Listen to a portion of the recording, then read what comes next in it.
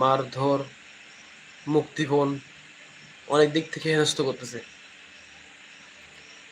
এই প্রতিকূল পরিস্থিতির মধ্যেই আমি সাহসে পেরে উঠতেছে না যে আমি সুন্দরবনে যাব, গিয়ে আপনাদের জন্য সুন্দর সুন্দর অ্যাডভেঞ্চার টাইপের কিছু ভিডিও আপনাদেরকে দেখাবো, উপহার দেবো। আমি তো অনেক মিস করি আপনাদের কথাগুলো মিস করি। আমার মন অনেক চায় যে সুন্দরবনে যেয়ে সুন্দর সুন্দর কিছু ভিডিও আপনাদেরকে উপহার দিতে, বাট কোনো কারণে পারি না। এখন আমি চাচ্ছি কি করা যেতে পারে। কোনোভাবে তো সুন্দরবনে যেতে পারতেছি না। আর এখন যে পরিস্থিতি হয়েছে, এই গত কয়েকদিন আগে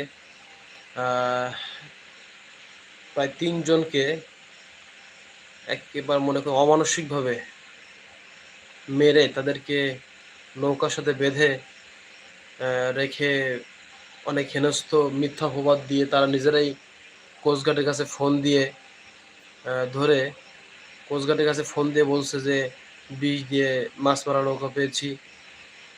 এভাবে তাদেরকে ফোন করে নৌকার সাথে বেঁধে জঙ্গলের ভিতর ফেলে রেখে যায়।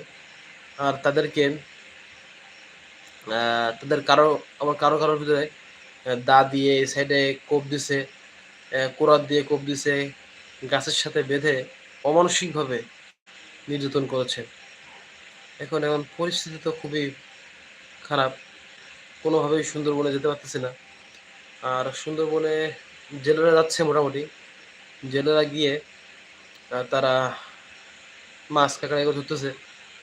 তাও অনেক কষ্টের পরে তারা জেলে এই যে বনদস্যুদেরকে প্রায় মনে করেন ৭ দিনে ৪,০০০ টাকা বা ২০,০০০, ২৫,০০০ টাকা এভাবে দিয়ে তারপরে যেতে হচ্ছে সুন্দরবনে।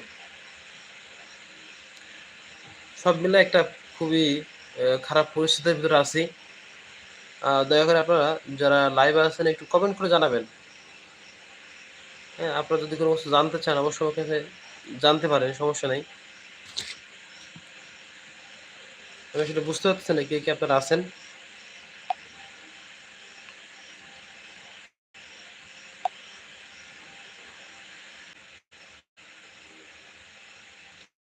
দয়া করে একটু কমেন্ট করে জানাবেন। এখন আমি জানতে চাচ্ছি, আমি আপনাদের সাথে সবসময় থাকতে চাচ্ছি। এখন কি করা যায়? আমি কোন বিষয়ে আপনাদের সাথে ভিডিও করলে থাকতে পারবো? আপনারা পছন্দ করবেন। আপনারা একটা পরামর্শ আমাকে দিয়েন যে, ভাই আপনি এই রিলেটেড কিছু ভিডিও দিতে পারেন বা এই রিলেটেড কিছু ব্লগ দিতে পারেন, সেটা আপনারা গ্রহণ করবেন। তাহলে একটু কমেন্ট করে জানাবেন আপনারা।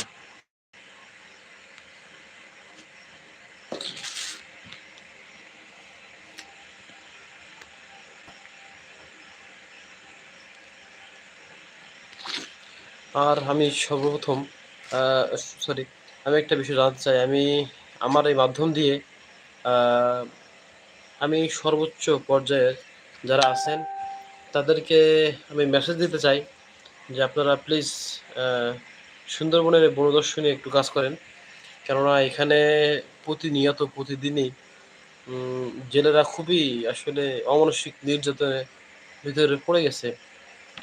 তারা খুবই খারাপ পরিস্থিতির ভিতরে আছে। খুবই দ্রুত এই বনদস্যুদের হটাতে না পারলে আসলে এই অঞ্চলের প্রায় 95% মানুষই সুন্দরবনের উপর নির্ভরশীল। আপনারা যেভাবেই হোক না কেন, আপনারা দয়া করে সুন্দরবনের এই বনদস্যুকে হঠাতে আপ্রাণ চেষ্টা করবেন, আমি এটা আশাবাদী। এতে করে জেলেরা অনেক ভোগান্তি থেকে বেঁচে যাবে। কেননা সুন্দরবনের জেলেরা অনেক কষ্টের করে অনেক ইনকাম করে নিয়ে আসে। আসলে জলে কুমির, জঙ্গলে বাঘ, সাপ অনেক প্রতিকূলতার মধ্য দিয়ে তারা আসলে সুন্দরবন থেকে